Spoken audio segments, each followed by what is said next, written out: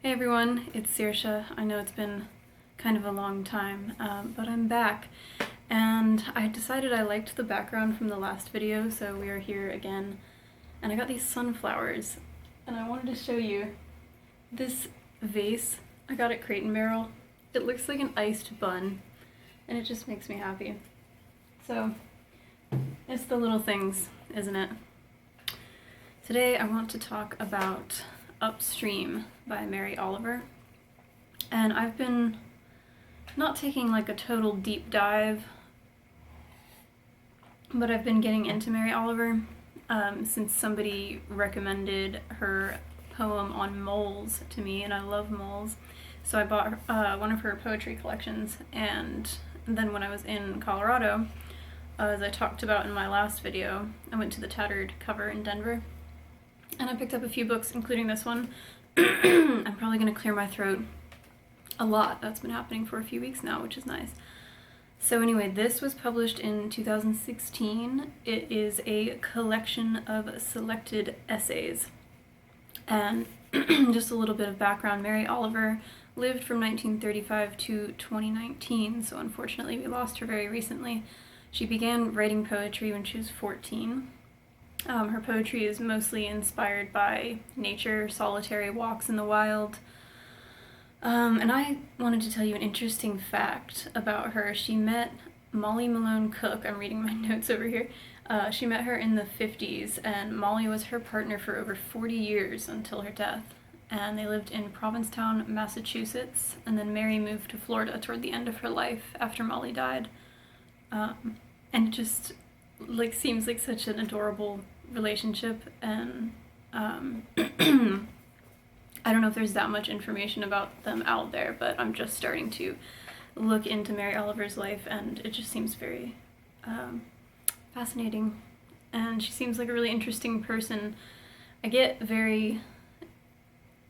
keep saying interesting. I get very interested in writers who are no longer with us, reading their work and thinking about what they were like in real life, because it's one thing to read and enjoy somebody's writing, and it's another thing to know them as a person and as a friend. So I often wish I could have been friends with Charlotte Bronte, and I wonder if, it's kind of a scary thought to think like maybe we wouldn't have been friends, considering how much I relate to her writing. But just because you have a similar way of expressing things or thinking about things, you might have different personalities that don't mesh. Anyway, this is a strange tangent. So let me just jump into a few things that I liked in here. This book is a good, peaceful read, if you're in need of that, if you want to just read some lovely words about nature. And some things aren't pleasant because nature is violent sometimes, and animals do what they have to do to survive, and our relationship with animals is not always good, and our relationship with nature is bad usually. On the whole, not individually. I'm sure some of us are very kind to nature, but others, humankind in general, is not very kind. But that being said, curl up with this and a candle and a cup of tea. I say that about a lot of books. Perhaps that's just my thing. I like to be cozy. So I'll read you a few little selections here. I just like this line. And that I did not give to anyone the responsibility for my life. It is mine. I made it, and can do what I want to with it. Live it, give it back someday without bitterness to the wild and weedy dunes. So she talks a lot about this sort of peace with death, and I think that's something that comes from having a really close relationship with nature. And as somebody who grew up in a very, developed area of Florida, I didn't have much of a relationship with nature outside of my yearly trips to North Carolina, to the mountains. So for me, it was all sidewalks and housing developments and strip malls. and the beach. The beach was pretty much my only nature, and I'm not a huge fan of it. It's hot. So maybe consequently I have this enormous fear of death. And the only times when I feel really peaceful with most things, with anything, is in nature, like really enveloped by nature, specifically in forests. I love being in forests. But Mary Oliver, having grown up with such a close relationship with the nature around her, always seemed very at peace with the fact that she will die, and that is a necessary part of the cycle of life. And I like that about her writing. It's helpful for me. I'm always looking for people's opinions on death to see if I can try and work on mine. So I like the imagery in this part. She's talking about going fishing. I think she's a child. No, she's not a child. I just made that up. But she's going fishing. The water was deep and luminous and ever-moving, the sky clean and distant, the mood more suitable for slow, long-limbed thoughts than for taking from even the simplest husk of body its final thimble of breath. So I love the way she uses language there. She's saying that she's glad that she didn't catch any fish, because the way that the world felt at that moment, it didn't feel appropriate to kill even a small fish. It just felt too slow and calm. She has a beautiful way of describing so many things, and things that are, everyday things that we encounter. And that's my favorite thing about writing, is the way that different writers approach the same things, because it can feel sometimes, if you're a writer too, that everything has been described in every way that it can be described, and there's nothing new that we can come up with, but that's not always true. Excuse me. Okay, here's another bit about death. And in the middle of this book, it's interesting, it's sectioned into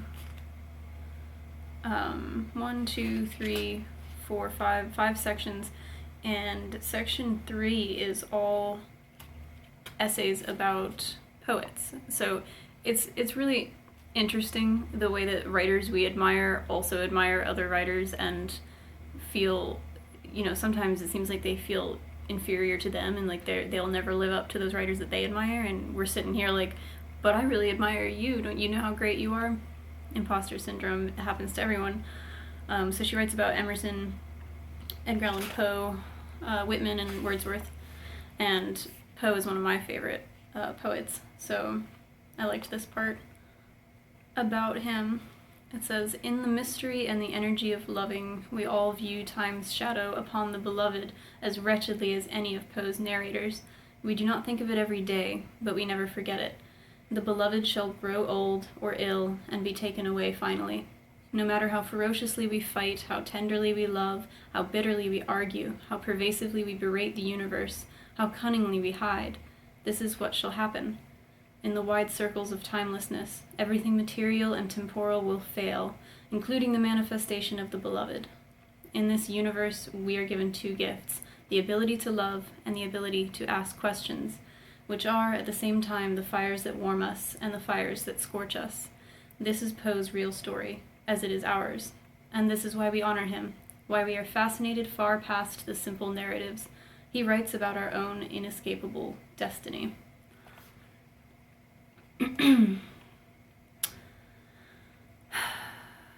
Yeah, I love Poe because, I love morbid things. I love the way he writes about them. I love his use of language is so melodic, and his rhyme schemes are so unique.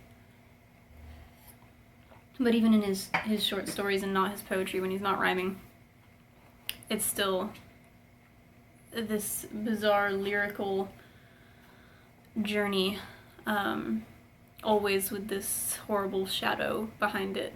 So I found it interesting that Mary Oliver, who's writing so far, which I haven't read her whole body of work, obviously, I've just started, seems a lot of times very upbeat and, well, not upbeat, at least just calm and peaceful, that she would admire and love this morbid writing that seems so far removed from hers. It just makes me think of how connected everything really is. Let's move on. What is this? Okay, I'll just read you this little paragraph. In the night, when the owl is less than exquisitely swift and perfect, the scream of the rabbit is terrible. But the scream of the owl, which is not of pain and hopelessness and the fear of being plucked out of the world, but of the sheer rollicking glory of the death-bringer, is more terrible still.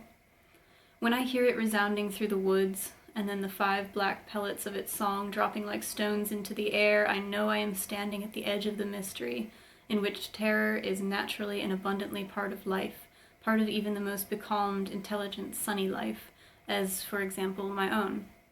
The world where the owl is endlessly hungry and endlessly on the hunt is the world in which I live too.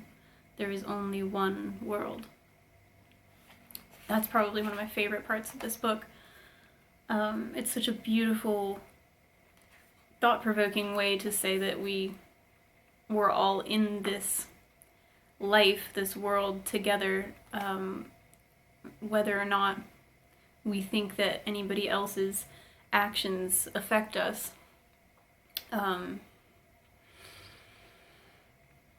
Some people read the news and are deeply affected by the sadness going on in the world, and some people aren't thinking about it at all. But whether you think about it or not, we do exist in the same world as horrible, horrible things happening every day to many people, to many animals, to the earth.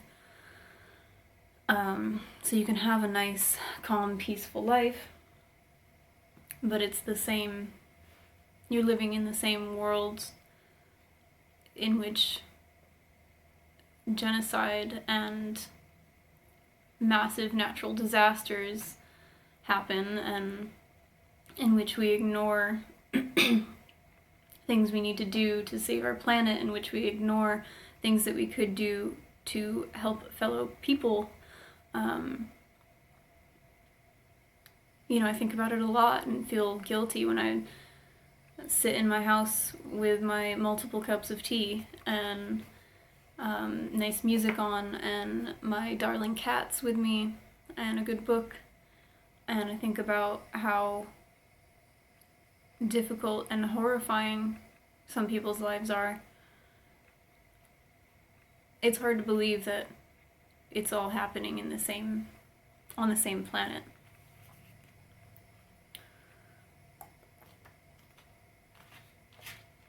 A couple more things here.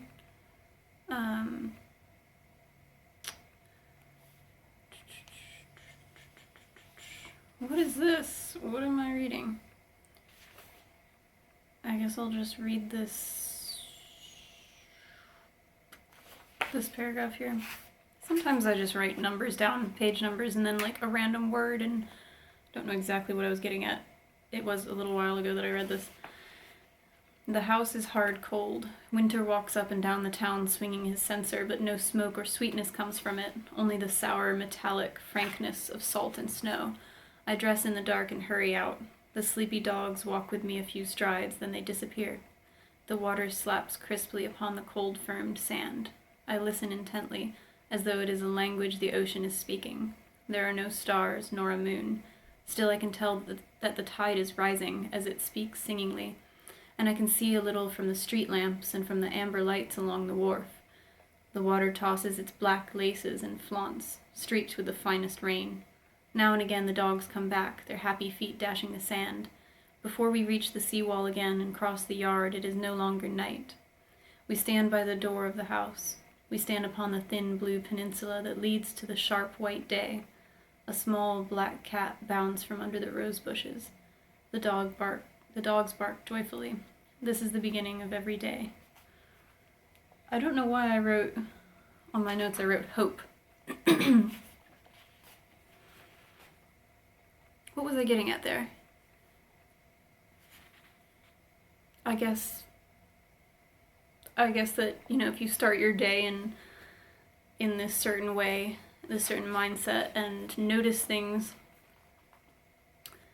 in a positive way or in a non-judgmental way, then that's hopeful, because I've been so depressed lately, and I think I've been saying that for 20 years or so.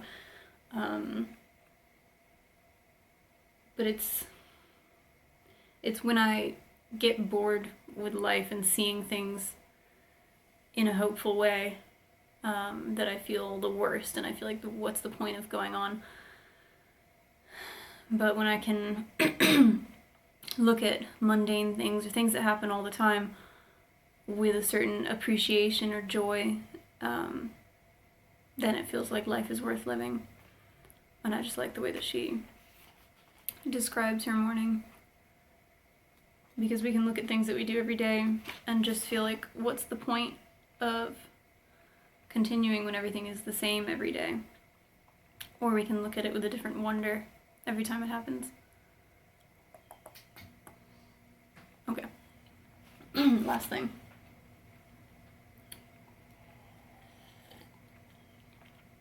This glass has a bee on it. Can you see?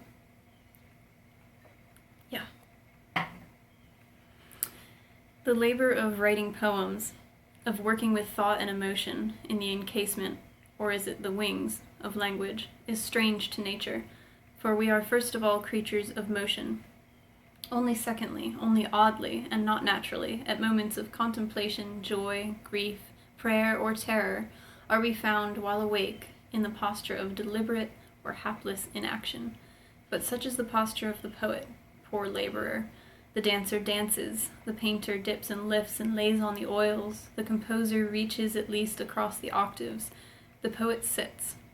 The architect draws and measures and travels to the quarry to tramp along the gleaming stones. The poet sits, or if it is a fluid movement, he scribbles some words upon the page. The body under this pressure of non-existing begins to draw up like a muscle and complain. An unsolvable disharmony of such work, the mind so hotly fired and the body so long quiescent, will come sooner or later to revolution, will demand action. For many years, in a place I called Blackwater Woods, I wrote while I walked. That motion, hardly more than a dreamy sauntering, worked for me. It kept my body happy while I scribbled. But sometimes it wasn't at all enough. I wanted to build in the other way, with the teeth of the saw and the explosions of the hammer and the little shrieks of the screws winding down into their perfect nests. I love that description because it's about the conflicting nature of writing, this activity versus stillness. There is so much going on in your mind as a writer, but you're sort of in this prison where you feel trapped. You have to sit at your desk or wherever you do your most productive writing. It's interesting that she says she walked and wrote. I haven't tried that. I've walked and composed writing in my head and then had to stop and type it into my phone or scribble it down quickly before I forget it. Like lines will come to me when I'm on a long walk. But it is mostly, I'm hitting puberty again, good lord. It's mostly a very stationary activity, which is so frustrating for me, and I'm sure for a lot of writers, because our brains are so hyperactive and we have so many ideas, but then we're chained to this chair where we just have to let our minds run while our hands kind of wait for something to come and then type it in, and then it's another 20 minutes before there's another line to type down. And I am a very, very physically active person. That's what keeps me going. I can't be still for very long. That's when the existential dread sets in. So the fact that I've chosen this thing, writing, to be one of the bigger parts of my life, it's very frustrating sometimes, and I'll tell you, I haven't written in a while because I just can't imagine sitting still. So I like that she brought that up. You know, there's a lot of different thoughts in this book, which make it very intriguing. And just as a last thing, I wanted to show you the poetry book that I have of hers. I'm gonna stand up. I set up this room hoping I didn't have anything weird in the background. Of course, there's like something weird hanging over the couch. But anyway, I've got this book by Mary Oliver, Devotions, which came out pretty soon before she died. I don't know how you say that. She died shortly after. But I'm looking forward to reading all of those poems. You know how I am with poetry collections. Should I just read all of them in one go, or, you know, read a poem here and there while I'm reading novels on the side? I don't know. We will see, but I feel like I could definitely use that right now. I could use something calming. So that was Upstream. I hope you pick up some Mary Oliver, pick up any poetry as well.